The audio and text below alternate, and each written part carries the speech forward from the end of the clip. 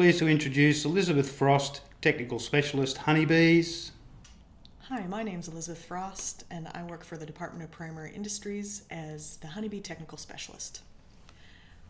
We're going to talk today about managing your hives with Varroa.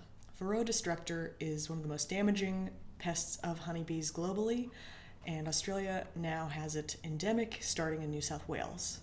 It's restricted to currently a small area, the management zone as we know it today, and we're going to be discussing tools that any beekeeper in Australia can learn now and start practicing and implementing or planning ahead for. So what you see above me is Varroa destructor. These are 3 adult female mites collected from an alcohol wash. So we'll be talking about what it means when you find Varroa in your monitoring methods, either alcohol wash, soapy water wash, or sugar shake, and depending on the number of Varroa you find, what action, if any, you have to take next. If you take nothing else from this presentation, I'd like you to get your phone out and just snap this QR code, which will lead you to our new prime fact on managing Varroa in New South Wales. Managing a pest in a beehive is complicated. Most of us have experience managing small hive beetle in our hive, but Varroa is another kettle of fish entirely. So I'd like you to take a snap of this QR code, which leads you to a very thorough guide on the DPI website to manage Varroa in New South Wales. I'll be talking through various components of that fact sheet within this within this presentation, so we'll just get stuck into it. The thing on everybody's minds is, when I find Varroa, what do I do now? It's not a case of eradication anymore, we're transitioning to management. So the key thing is, as Emily Nordyke has said in her presentation, first off, monitoring for Varroa and understanding your levels. So what we've been seeing through the response is pretty large images of Varroa, but in reality, it's very small. You need glasses if you wear them normally to see small things. And what you might see as a result of an alcohol wash, say, is these 4 mites. So these are 4 Varroa mites, and you can see on this finger there's a couple of wax scales. This is a honeybee wax scale, which has been freshly extruded from a worker bee's wax-building glands in her abdomen, and you can tell that those mites are very small. So you need to really make sure you have all your vision assistance if you use those tools. So what we've got here is 4 Varroa mites. What does that mean?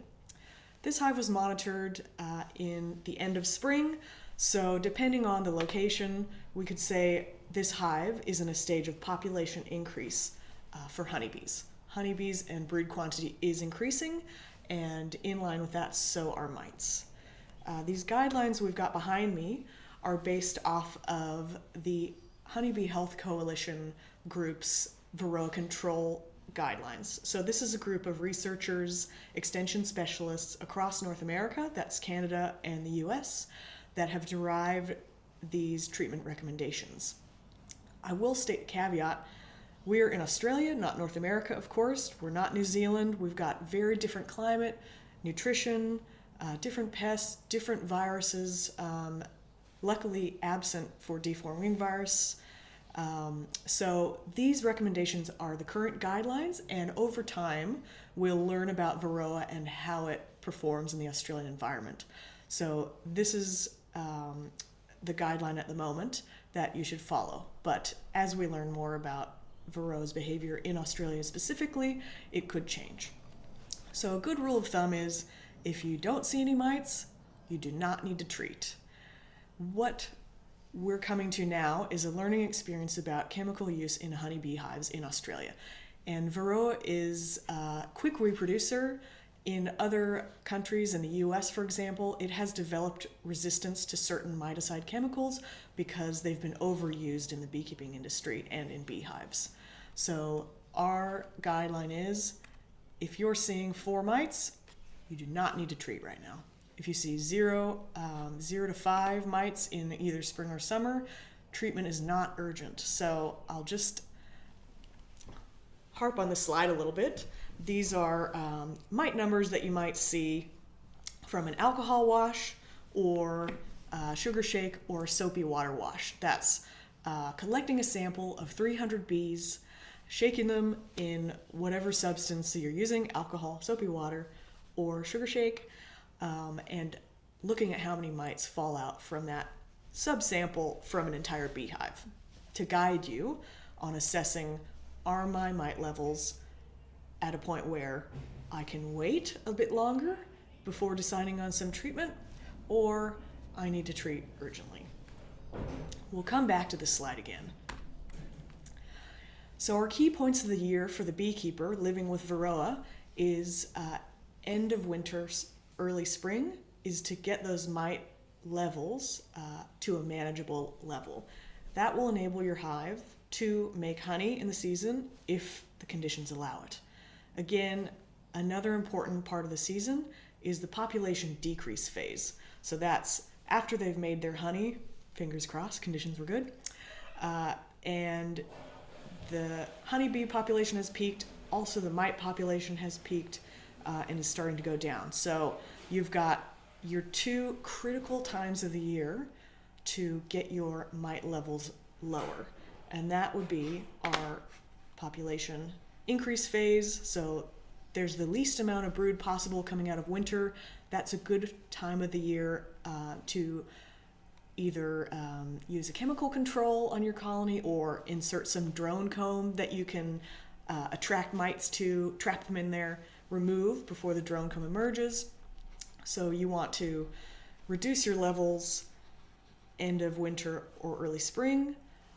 If your mite levels become damaging through your population peak or the summer, you also need to treat then. And again, if your mite levels are at a treatment threshold during the population decrease phase, you need to treat again. So most likely in Australia, you'll have to treat a minimum every year 2 times for mites, either at the end of winter, early spring, and in leading into autumn to make sure you're protecting the winter bee population that's developing, and basically at any other point in the year when mites are at a damaging level. So we're trying to balance, I suppose, the mite population with these critical points in the beekeeper and the hive's season. So we want to protect the bees in spring that are going to be our honey production bees, and we also want to protect the bees towards the end of summer that are emerging and that will be our wintering bees. With Varroa management, we use these concepts that's part of what we know as integrated pest management. If you work with any growers, other farming sectors and livestock, they've heard about this concept for a while. So integrated pest management means that you're combining as many tools as you possibly can to suppress your pest levels below a damaging level to that hive's health or to its economic production. And we've got a lot of different tools in the integrated pest management toolkit. What is best recommended is to start with cultural tools. So these allow us to reduce mite reproduction, and those can be selecting for Varroa tolerance or Varroa resistance in our own stock. It can mean cultural beekeeping management practices such as splitting hives and requeening with cells, which creates a brood break, and if it creates a brood break, that creates a break in mite reproduction as well. Mechanical means that can be screen bottom boards. However, they're not a standalone treatment. Screen bottom boards are not enough on their own to reduce mite levels and prevent your hive from dying. So they can allow some mites to fall through the colony and not crawl back up, but it won't be enough without other treatments being employed. A good mechanical means of killing Varroa is by inserting a frame of drone comb in your hive. Mites are really attracted to drone brood because drones have a longer developmental cycle. The mites developing in the brood can feed for longer. So what beekeepers can do if their operation, you do your cost-benefit analysis. If it makes sense for you to try this in your operation, you'd pick that time of year when your colony normally raises drones. You'd put your frame of drone comb in, queen lays it up, the drone brood develops, and once it's capped, you remove that frame. So once you remove that capped frame of drone brood, you are removing this big stock of mites because they've been attracted to that drone brood. You've trapped them in there. Take it out, chuck it in the freezer, and dispose of it in a biosecure way. Just make sure you don't forget about the drone brood and it's starting to hatch out, because then you'll just create an even bigger problem for yourself. So once you've got to those levels that you've employed your cultural tools, your mechanical tools, and your hive will eventually get to that level where it requires chemical intervention, there are a number of tools commonly used by beekeepers, and those range from synthetic options to non-synthetic options. And they all have their pitfalls, but basically the beekeeping industry needs all of those tools to use as little as possible, but as much as necessary. With this IPM, integrated pest management approach, the ideal first is to use your non-chemical controls, but as soon as the mite population gets to a point that chemistry is needed, you look at your options and implement those according to the temperature in the field, are you making honey or not, how your hives are configured as well, and what safety precautions you need to take. So integrated pest management, it assists beekeepers to keep their hives alive, healthy, and productive. It assists consumers because it involves a safe use of chemistry in our hive to reduce or totally minimize chemical residues in our honey and our beeswax. And it contributes to benefits to agriculture, so we've got a ready and healthy supply of beehives to provide pollination for our growers. So talking about that top tier, common chemical control treatments for Varroa, here is a quick list, if you like. So we've got a few of those, quite a few of those that are currently permitted for use through the Australian Pesticides and Veterinary Medicines Authority. That's our regulatory body in Australia for farm chemicals. So at this stage, we've got synthetic treatments permitted are, from the top down, Apivar, Apitraz, Apistan, and Baverol, and then our non-synthetic or organic treatments that are currently registered are Formic Pro and Apigard.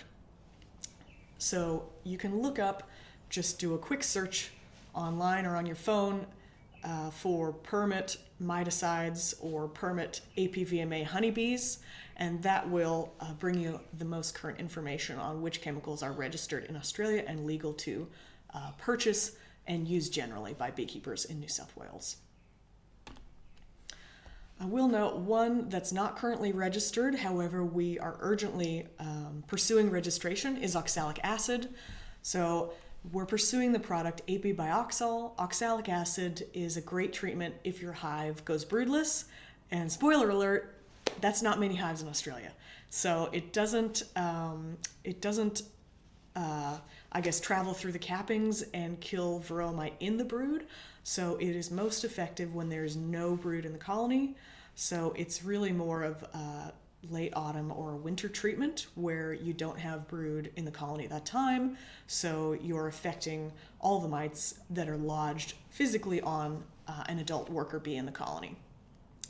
Note of caution as well, oxalic acid, the two approved methods for using Apibioxol are vaporizing or sublimation and drizzling. So drizzling 50 mils in a full depth colony. And those two methods come with some pretty serious safety implications for the beekeeper as well as for bees. So oxalic is not recommended to treat a beehive over and over again.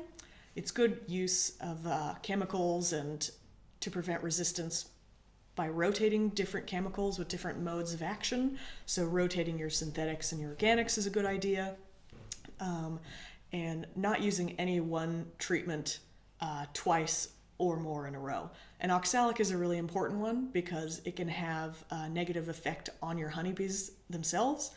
They can build up oxalic crystals in the larval gut, and that impacts on larval development as well as worker longevity down the track. So make sure with any of these chemicals that are currently registered or hopefully going to be registered in future, you read the chemical label, which is the law, the safety data sheet connected with that chemistry, and of course the overarching permit allowing you to use it.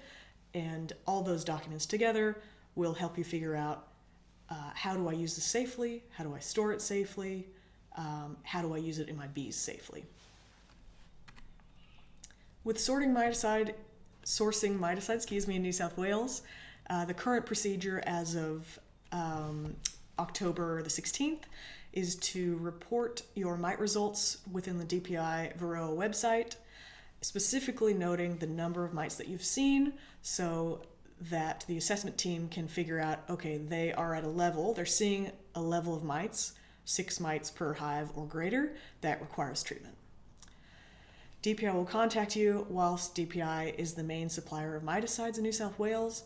However, in the near future, we'll have miticide being supplied commercially. So there's currently an approved list of miticide suppliers that you can search online. Just search the miticide you want to use, the letters APVMA, suppliers, and you'll find that current list. It's changing all the time, so I won't put it in this presentation, but if searching isn't your thing, just call up your suppliers that you usually use for beekeeping equipment and sources of nutrition and all that, and see if they're on that approved list. And if you're interested in becoming a supplier of miticides, you can get in touch with our farm chemicals specialist within DPI at this email address up here. So that's newsouthwaleschemical.coordinator@dpi.nsw.gov.au if you're a supplier of beekeeping equipment and you're not yet on that list of approved suppliers. So coming back to our treatment thresholds. Treatment threshold is a term for a level of a pest that requires treatment. And in the case of Varroa mite, this is our steep learning curve that we're currently in New South Wales. So during the early stages of an incursion, we've got a large body of feral hives that are collapsing due to not getting actively managed to suppress Varroa levels.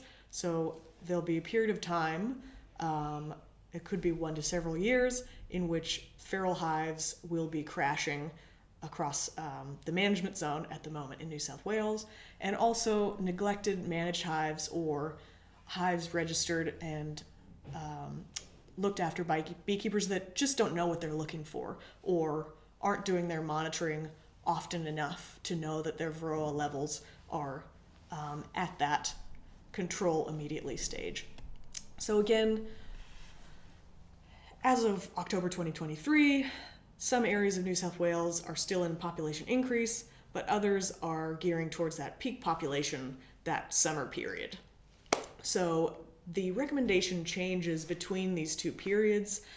We've got treatment control required at 6 to 9 mites in that population increase phase. And once you get into that peak population, typically honey production period, that threshold raises a bit to 9+ mites. And it's important not to treat less than that during the summer and honey production, because the tools we've got available to us at the moment are predominantly synthetic, and we want to be very careful that we read the label and the guidelines around its use during honey production, because what we don't want to see in Australia is chemical residues in our honey or in our beeswax. Okay. Again, you're looking for these mites in the summer. If you see in an alcohol wash 0 to 6 mites, 0 to 5 mites, you don't have to treat yet. But again, you want to be monitoring your colonies very often. Check out Emily Nordyke's presentation on monitoring Varroa and the specifics and pros and cons of the options there. During this, what we call the acute phase of the Varroa infestation and establishment in New South Wales, we're going to be getting these random influxes of high Varroa numbers potentially in our apiaries. So it really pays to be monitoring at minimum 4 times a year. That's a bare minimum, because you might find that your levels can spike, not based solely on the mites you have established in your apiary, but where your hives might be robbing out a colony that's crashing from mites and bringing a huge influx of mite numbers. So monitor, monitor, monitor. And if you're sick of alcohol wash and it's not that humid in your location, try out the sugar shake, because it's not lethal and it's very effective once you've got Varroa established. So lucky last, I've got, if you didn't get the photo earlier of the QR code, this is the new page on DPI's website for managing your hives with Varroa. And the QR code here will lead you right to the new fact sheet on Varroa control in New South Wales that runs through all of the topics that I presented in this presentation around mite treatment thresholds, commonly used chemical control products, and the basics of integrated pest management for Varroa for beekeepers. So please get reading, get looking at our videos. We've got an integrated pest management video on the website and fact sheets on safety data sheets and all that good stuff that'll help you learn about how to manage Varroa in your honeybee hives.